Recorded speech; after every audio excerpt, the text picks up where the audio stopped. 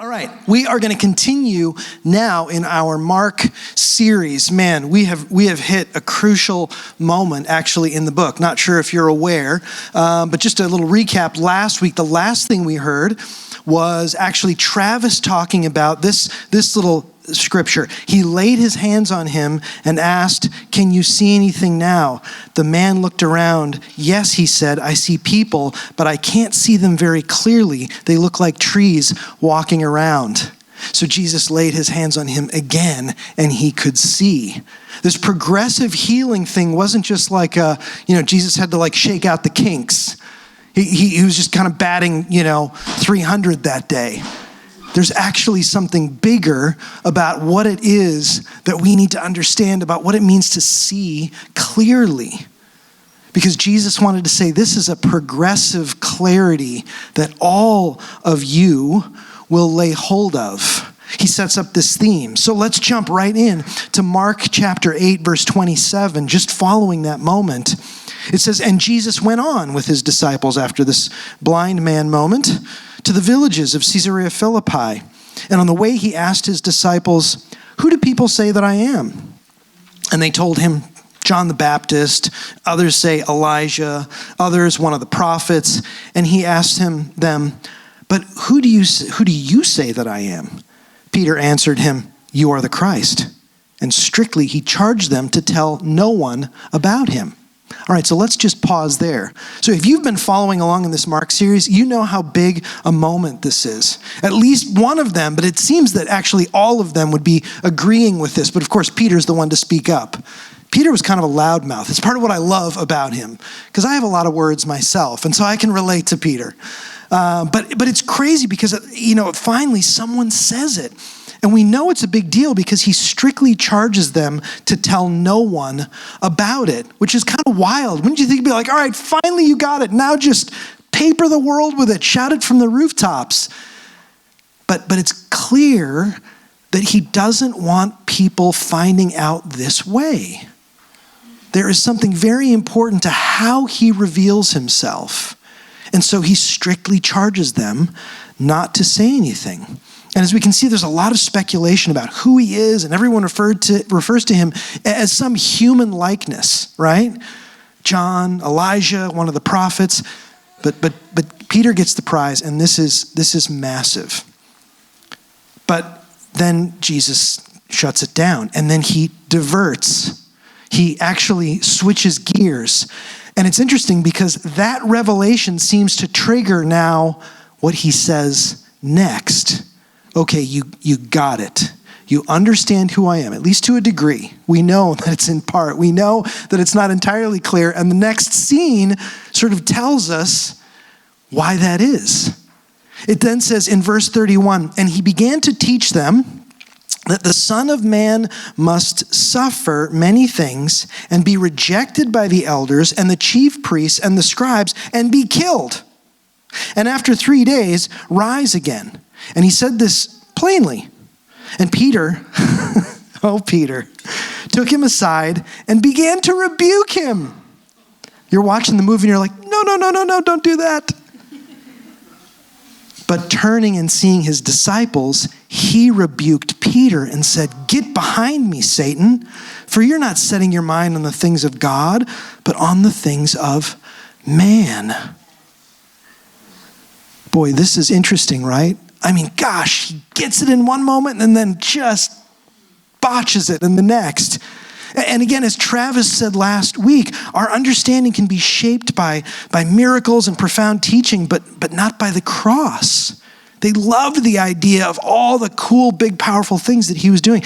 And so we see vaguely like trees. Oh yeah, I can see. I got a little bit of a sense. But that progressive healing of the blind man mirrors our progressive vision of Jesus. What's also interesting is the more clear Jesus gets, the more they resist him. Like the more they don't like what he's saying. When he talks about weakness and suffering, they're uncomfortable. Understandably. This is the first time in the sweep of Scripture that somebody said the Messiah, who's been talked about almost from the beginning, is going to die. This is the first time that, you can understand their paradigm of what the Messiah, the Christ, is supposed to be is completely upended in this moment. That's important because it's so tempting to say like, oh, Peter, you're so dumb. Right? You're just like, don't you get it? Like, but actually think about it. Imagine there's an election in this country.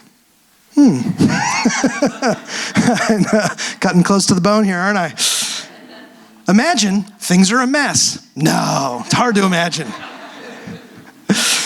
Oh, it's not hard after all of the shenanigans that we've seen. But imagine now that a candidate emerges who everybody believes he's going to fix everything, or she.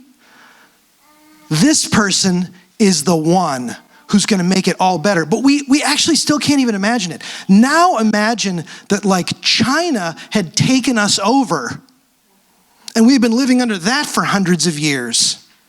And we've been waiting to get out from under the communist regime of China. And it's clear that someone has emerged that can do that. You see how crazy this is when you start to wrap your brain around it. So then Jesus says, and guess what? I'm going to die. Oh, okay, Peter, we kind of get it. Like we got to cut him a little bit of slack here. You've just finally, it's just occurred to us finally that you are the one to fix all of this, right all the wrongs, solve all the problems, triple the stock market, usher in world peace, whatever it is. This is our hero. And imagine the president gets up in his acceptance speech and her acceptance speech and says, now I must die. You'd be like, this person is nuts. Like they're nuts. I voted for this person and they're actually off their rocker. That's what this lands in. It doesn't make sense, especially after all of the supernatural power that Jesus has been demonstrating. Things are just supposed to like really take off now. Okay, Jesus, let's do it. Actually, even when Jesus comes back, they're like, okay, now are you going to do it? And Jesus just says, it's not for you to worry about. Just go. Just go and proclaim the gospel and make disciples. He never answers that question in a satisfactory way, and certainly here when he first says it. And the disciples thought Jesus could fix everything without dying. But in verse 31, it says he must. He must. That's a very important word to all of us who follow Jesus.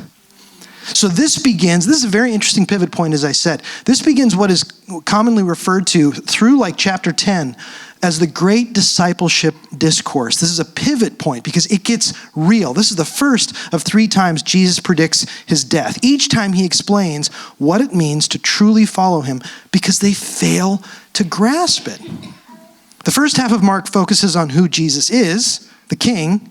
The second half focuses on the fact that the king must die. And our role is to take up our cross and follow him, which we'll see in just a moment. But there's a significant discipleship gear shift at this point. You see what discipleship is actually all about. It's not sort of a cushy word, a nice idea. There's actually something gritty about it. And sure enough, Jesus really gets the old discipleship ball rolling with as stern a rebuke as we might hear. Jesus really punctuates it. He doesn't just say, oh man, Peter, honest mistake, totally get it. Let me just back up and explain this to you again. I mean, he does say that, but he's not like, oh, Peter, you silly goose. Why? Because he misses it so profoundly, and it's a really important miss. Maybe he could just say, oh, hey, brother, you're missing it. Open your eyes. He is saying that, but he actually slams it home. You are speaking on behalf of the devil. Whew. Can you imagine? So the first mention of Satan in the book of Mark is actually Satan tempts Jesus in the wilderness, trying to thwart his mission, right? By drawing him toward power, glory, even food. Right? The devil shows up very early on. He was trying to stop him by getting him to take the crown without the cross. But those two things go hand in hand. It's powerful. He's an enemy, an adversary, and that is precisely what Peter is decidedly trying to do here, trying to get him to take the crown without the cross. That's the one reason he calls out the spirit of Satan here. There's just too much of a similarity. Good intentions in one sense, but a horrible outcome. There's another reason that Peter here seems to be speaking for Satan in a sense. So did you know that Satan in modern day worship is not so much about like ghouls and goblins and blood rituals? Did you know that? Like have you kept track of the satanic community lately?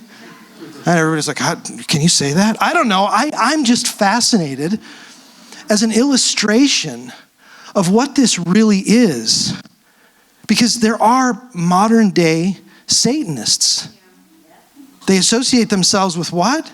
Not like ghouly, weird blood altars. Freedom. That's actually what, so you may not be aware of this. Again, I follow these things. SatanCon, I promise you, that's a thing. 2023 was in Boston back in April. It was held at the Boston Marriott. I don't know, for some reason that just sounds like, you imagine like a den of iniquity. It was just the Boston Marriott. And I know it does sound crazy. And they are devoted. Honestly, it sounds like not to Satan himself so much. Many don't even really believe Satan exists. Like I was reading articles about this. That's what they call themselves, Satanists. But they're actually dedicated to what they would say is autonomy and freedom. Here's a quote from USA Today. Group members, do I have it? I don't. All right, well, just listen. Sorry, yes. Okay. Group members say that critics often and incorrectly assume the organization is made up of evil trolls whose goal is to worship the devil with blood sacrifices. They say their Satanism is more about free thinking and being a champion of independence and personal expression. That's Satanism. It is humanism. It's Satanism. It's actually fundamentally not something weird, aloof, or scary. It's quite common, isn't it? Thank you for that definition, because that feels much more anti-gospel than ghoulish costumes or smoke and blood. See, I think Satan has been miscast as some cheap Halloween spook that's actually quite dismissible. No, it is the very seemingly innocent assertion of our rights, free thinking and independence. Those things in and of themselves are not bad. They are not bad things, but like anything, they can go too far. They can become ultimate. They can become idols. They can become a religion, a belief system by which we live by. That's what a religion is. It's as if we all had our own traffic laws. Trav said this. You like to drive on the right? I like to drive on the left. It doesn't really work, does it? But actually, we don't just hurt one another when we take our autonomy and freedom into our own hands and insist on it. We will very soon, if not immediately, be disobeying God. Peter says, don't do something that will threaten your freedom and independence, Jesus. Don't become subject to those lesser forces.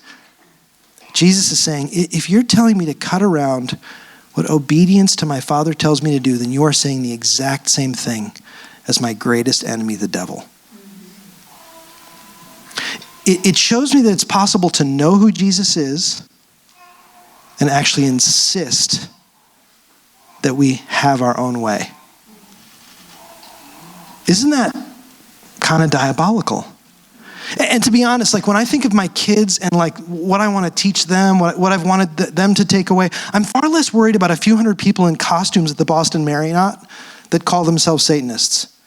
Like I don't honestly think that's going to throw them off too far. I'm more concerned about people who say Jesus is the Messiah, but then act on behalf of Satan and think like Satan, or say things Satan would say, dressed up in a Christian costume. I know that, like you feel the chill in your soul. We need to help each other with this. Let's not be those neat and tidy satanic Christians. I mean, I've never really used that term before, but Peter's dilemma seems to call for it. And by that, I just mean people who claim he's the Messiah, but insist that we can do what we want. Get behind me, Satan. This is serious discipleship. Are there people in your life that can help you like that? I mean, people in your life can deliver a strong rebuke and say, you're not setting your mind on the things of God, but on the things of man. Just like Jesus says here. Are you open to that? Are you receptive to that? Man, I want to be a culture that is, because we're so strongly rooted in him, that actually we can have this kind of help. Or would that offend you?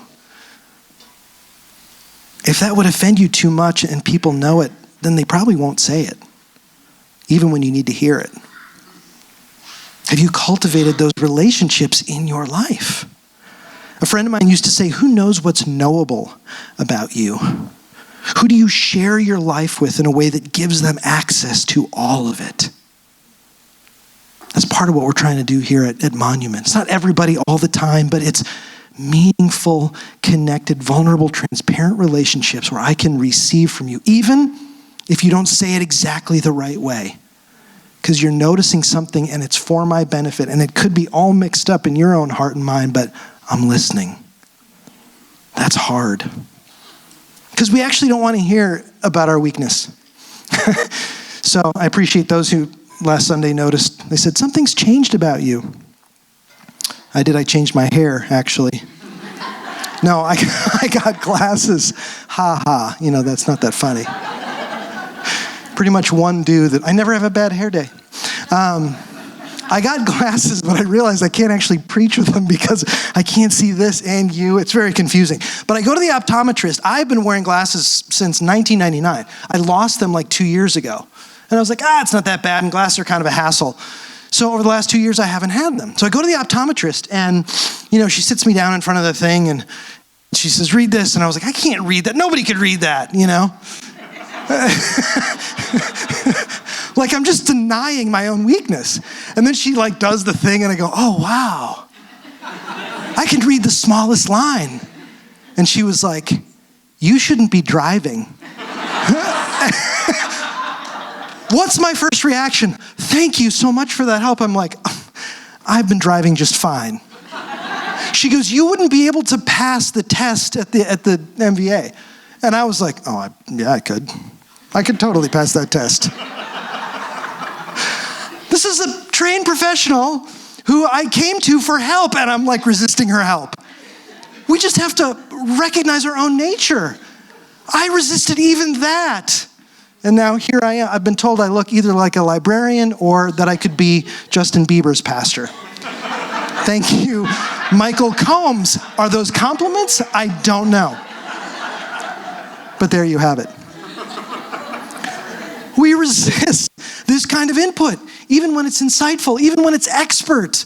Our nature is just like, nah, I got this. Man. And on one hand, we should say, gosh, these words, man, Jesus, that's harsh. On the other hand, we should say, I hope someone says that to me when I need to hear it, or some version of it. Honestly, do we want that? I hope I open my life enough and cultivate deep enough relationships so that when I'm that far off, someone will tell me. And this is the next level. And even be willing to be an example of wrong thinking for others. Do you see that here? Forget it. Would we be willing to do that? Jesus sees the other disciples and actually rebukes him in front of them because they all need this message. Peter, that is dead wrong, and everybody needs to know it. I love how Peter, so kind, wanted to make this a private moment. It says he pulled him aside. Hey, Jesus. It's just out of consideration for Jesus. And then Jesus opens it back up and rebukes him in front of the group. Could we be that person? I guess it depends on how much we prize our reputation. Depends on how precious our life is. I was talking to the staff about this, and someone said, man, Jesus doesn't even follow up with Peter to see if he's okay. Right? Isn't that kind of what you'd expect? That's right. We kind of, or somebody, hey, buddy, did Jesus hurt your feelings? You just can't. I think he's just having a bad day, honestly. I don't know what's gotten into him. Maybe he's blowing off steam. All this talk of death, it's so weird. Let's go get a milkshake. You'll be fine. We're half expecting there to be this soft landing. But actually, he just pulled him out of the way of a truck. Is it going to be a soft landing? It could be a bit severe. Can we handle it? As for Jesus, he doubles down. I'm going to read the final bit of the passage, verse 34. And calling the crowd to him with his disciples, he said to them, if anyone would come after me, this isn't just me, let him deny himself and take up his cross and follow me. For whoever would save his life will lose it. But whoever loses his life for my sake and the gospel's will save it. For what does it profit a man to gain the whole world and forfeit his soul? For what can a man give in return for his soul? For whoever is ashamed of me and of my words in this adulterous and sinful generation, of him will the Son of Man also be ashamed when he comes in glory, the glory of his Father with the holy angels. It is a stark warning, and it's helpful. It's the good news, bad news. Because all you have to do is die. All you have to do is take up your cross and follow him. But we need to help each other with this. We need to disciple each other in this. Corby, you can do it. You can die. Like we need encouragement. This is not easy. Valerie, you can die. You can die. You can die. And with his help and his power, you can do it. But otherwise, you'll be very alive to a great many things. But the Spirit of God can lead you into it and you can lose your life. Then you will be free. To be clear, Jesus is not talking primarily about natural death here. In some ways, that would be easier. No, he's saying stay alive and die. Whew.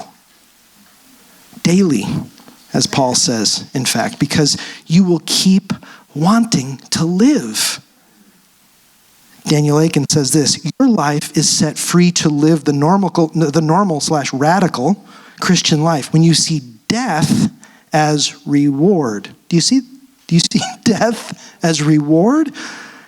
When you can say with Paul, for me, living is Christ and dying is gain. How do we lay hold of this reward? I wonder too, we look at it as very binary. Either I follow Jesus or I follow Christ. But actually, the Bible doesn't look at it that way. Our Christianity can be very mixed. A bit of a cocktail of Jesus and other things, including Satan, it would appear. You're the Messiah, but I want to follow him. It can be. You are the Christ. Wait, Jesus, this thing isn't about dying. It's about living your best life. That's the other thing is we turn this 5-year milestone. We want to be a community that dies. Sounds so grim, doesn't it? But now when you conceive of it this way, part of the reason we wonder if Peter is okay and Jesus doesn't seem to is because we're so alive to how things make us feel. Wasn't he hurt? Offended? Jesus is asking, are you dead yet? The answer is to die. Think about it. What is that offense that you're carrying? What is that hurt that you're nursing? What is that thing you so desperately want? What is that cycle of sin you can't seem to get out of? Die, he says. Die to it. That's not just a platitude. And while it's simple, it is not easy. But I think that's the last thing we think of when we're wrapped up in offense or hurt or sin or desire. Just die. We're just drawn to more life around it. But he says, take up your cross, which is the means by which he died, and die with him. That's the path he took. That's how he solved all of the world's problems, death. That's how he's saying all of your problems are solved, death. Oh, it's not a pretty, tidy little Sunday, go home and have salad message. It's got gravity to it. He encourages us to do the same. A dead woman doesn't feel anything. We are not emotionless, but actually we are dead to these things. If anyone would come after me, let him deny himself and take up his cross and follow me. For whoever would save his life will lose it, but for whoever loses his life for my sake and the gospel's will save it. Why would anyone do this? This isn't a good life strategy. It's not a greater way to self-actualization.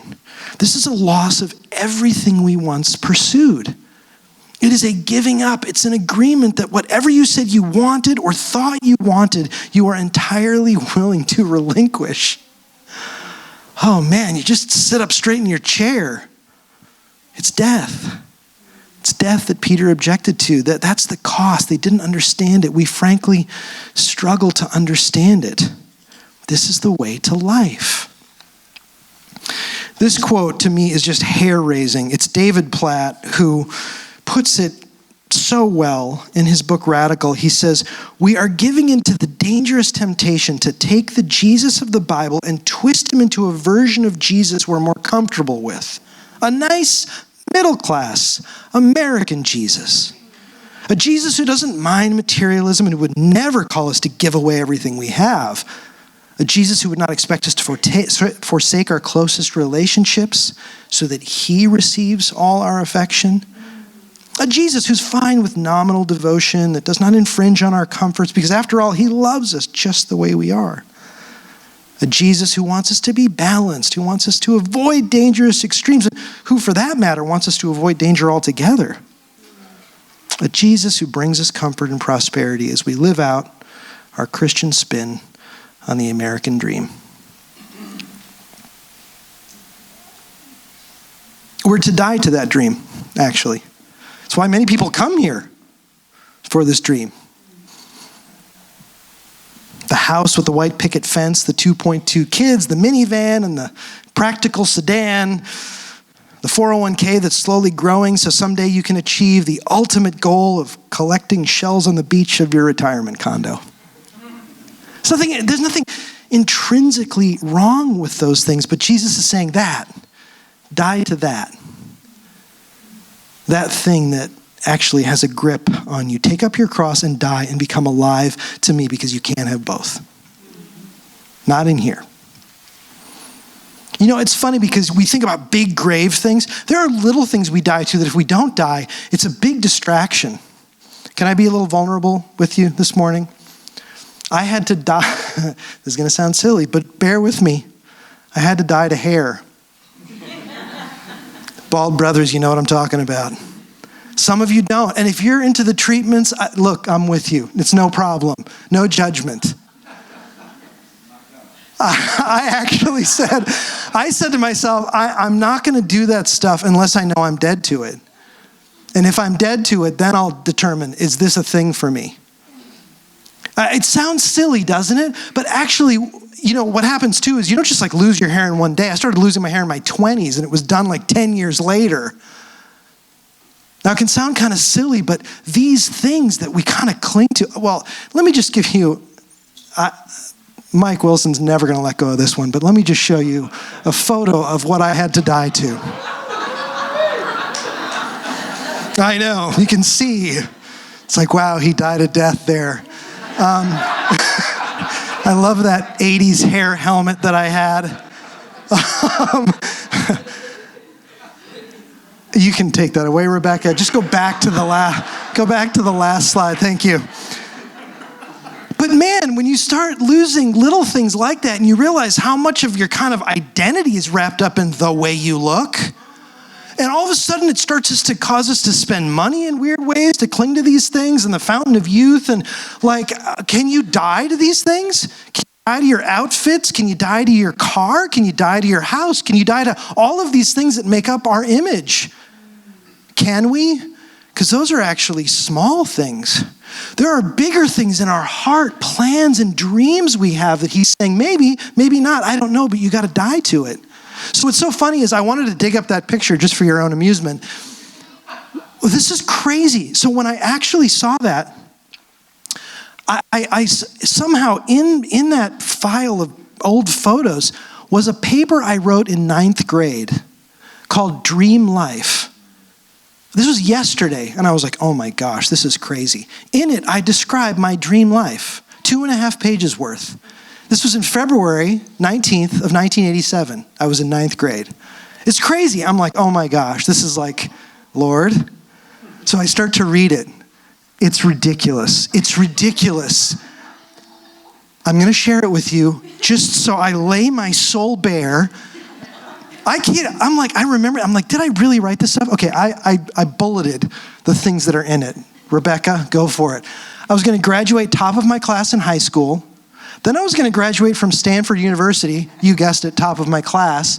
Then I was going to graduate from Yale Medical School. I was on my way to be a doctor. And then I was going to become a cosmetic surgeon in Beverly Hills. I promise you, this is what I wrote. Then I was going to meet and marry the woman of my dreams. That actually happened. I was going to honeymoon, they got this specific, in a condo in Hawaii for 5 weeks. That sounds great. Then I was going to start my own cosmetic surgery practice in Beverly Hills. I was going to be making $3 to $4 million a year, and I was going to retire in that very same condo in Hawaii. I spelled all of this out. And my wonderful teacher, Mrs. Kester, she said, sounds wonderful. I'm like, it sounds ridiculous to me now.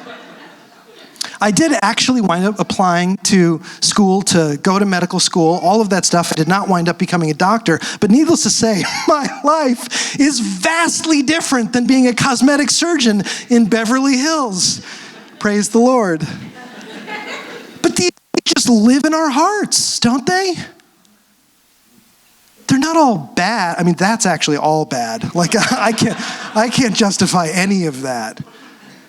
But even if they're not bad, we're too alive to them. What is the map that you put in front of your life and said, okay, Jesus, this now? I was talking to Pat about this, and he says, we ask, how do I fit him into my life? And Jesus says, get rid of your life. Then you won't have to make space for me. We negotiate not having to die because of the beautiful picture that we've painted. We think life is supposed to move up and to the right? Where did we get that? Not Jesus. His advice is to descend into the depths of death with him and be resurrected. Our nature says up and to the right, more money, more glory, more freedom, more. When you ask somebody, how are you doing? A good answer is, I'm living my best life. A bad answer is, I'm dying. But actually, that's what we're supposed to be doing. Now, the person who's constantly lamenting that is a little bit annoying, but to say, I'm dying, with I have joy though I'm dying. I am currently today, right now, in the midst of a death to a certain thing or way or something that I was alive to. What do you need to die to?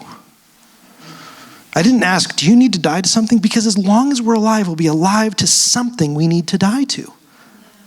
And that thing or those things are what is keeping us bound.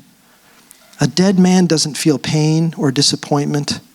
He's dead. A dead person doesn't worry about a promotion or if she'll be married someday or what people think of him, even where the next meal is coming from. The dead man or woman is free from those burdens that distract and disillusion and disappoint. I haven't mastered it. But I'm dying more and more. And when I can, I have peace. Rest in peace, they say about the dead. Ironic in this context.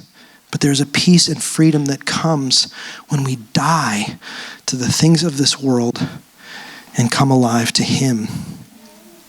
I'd love to invite the worship team up. I just want to say this too. We know that in weakness, when we're compromised, we're not focused, when we're not seeing him and all of this, the flesh can come raging back to life. It's why Paul said, die daily. Because we need to pay attention to when our dead, dormant flesh starts to twitch, doesn't it? It starts to kind of twitch back to life. We need to say to ourselves, stay down, stay dead. Someone said something rude, inconsiderate. Stay down. Take up your cross, be crucified with him. He knows. He's with you.